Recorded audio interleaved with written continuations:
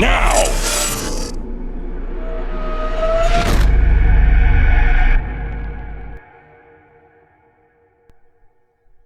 Hey guys, welcome back. This is Wayward Dreams, and you are watching Final Fantasy Fan Service Part 2. So I'm not going to go over the brunt of the coloring process. I've done this in a few other videos, and I've sped this video up so fast, there's no way that I can keep up with my own self, even though this took me, what, like 7 hours to do this part? Yeah, not easy.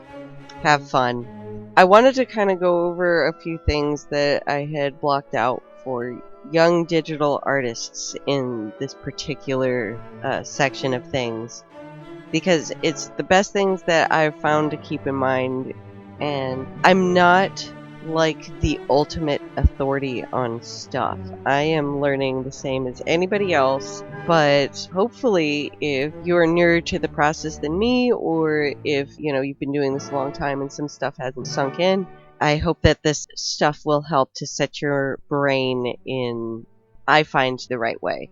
So I'm going to disappoint the hell out of you, but these tips are really not what you want to hear, but they're what you need to hear. And the first one that I've laid out in my head is, no matter how many digital tricks there are, it's no substitution for light, form, and composition. Now, I've heard this a long time ago in an old fantasy art master's book. I believe that the artist was Steve Stone. And if you look at his art now compared to most of the digital artists that are out currently, you might find it slightly laughable. But at the time, he was a complete pioneer. There was nobody that matched his genius at the time when it came to the digital arts. It was fairly brand spanking new, especially in 3D, which was his thing. That particular thing is what's going to be your very best friend, is to remember that no matter what kind of stuff that you have on the computer, it's just not going to be any sort of a substitute for your brain being able to work its way around how light works with objects and form, and how your composition works as a whole. Because if you fail those, it doesn't matter what medium you're in. The second tip that you're going to be mad at me about is you don't need an expensive screen Wacom. Yes, I have one now. I did not always. In fact, it's super new to me.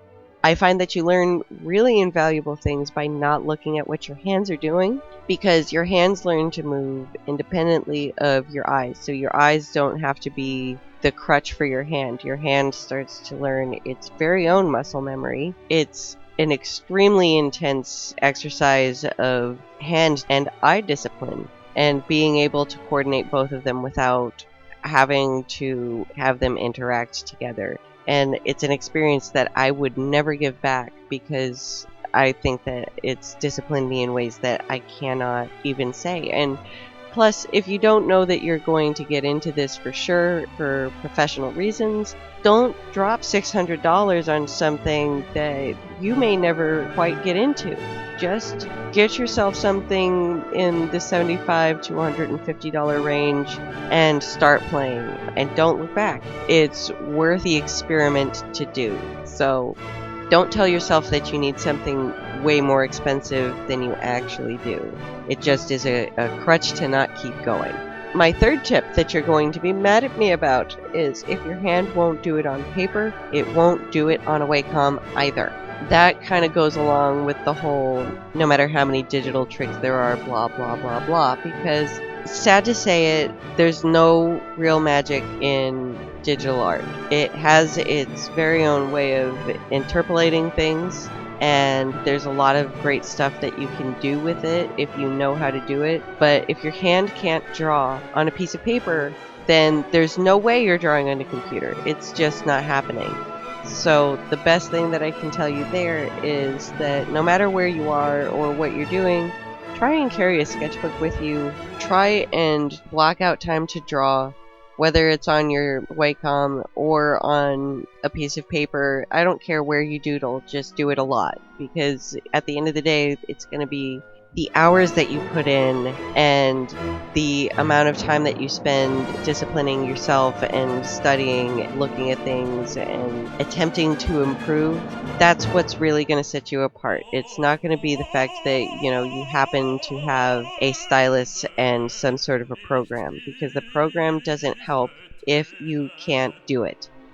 And I know that's really disheartening to hear, but it's the absolute truth. The last thing that you may not be mad at me for, but that you might not be expecting to hear, is I find that art is more about how adept your eyes are than your hands. Because your hands will eventually follow. But it's how much information that your eyes collect constantly and how much you can save in your visual and reference memory banks that end up making the biggest difference, because your hands get muscle memory over time and they will always improve.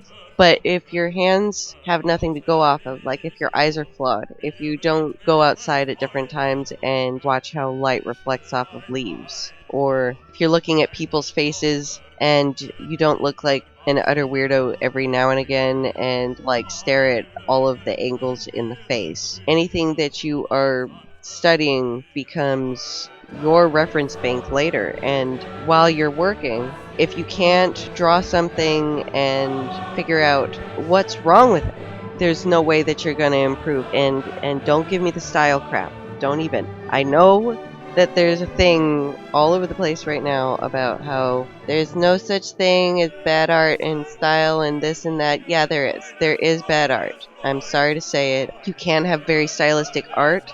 I'm not saying that you can't, and I'm not saying that you can't be good at it, but if it's not effective and it's not reaching your audience base that you're looking for, the only thing that fixes that is your eyes and them telling you what is appealing versus what is just crap that you're trying to cover up with some sort of crutch. So those really are the best things to keep in mind when you're thinking about your artwork. Thinking digitally doesn't make too much of a difference. This is paint, same as anything else. So I know that most of these tips are not what you wanted to hear. I'll come up with some more in-depth ones later, but for basic starters, you really should be keeping your eyes on just those things, because art is art is art. It doesn't matter how you make it, it matters how you make it. Does that make sense? Anyway, the next video I'm going to be doing is concluding all of this mess and hopefully turning Ifrit and Orin into something that is worth being in my gallery. I'll go over some finishing techniques in the end that hopefully, if you're disappointed with my advice here, you can take home some of those things in your pocket later. We'll see you on the next round. I hope you have a great week.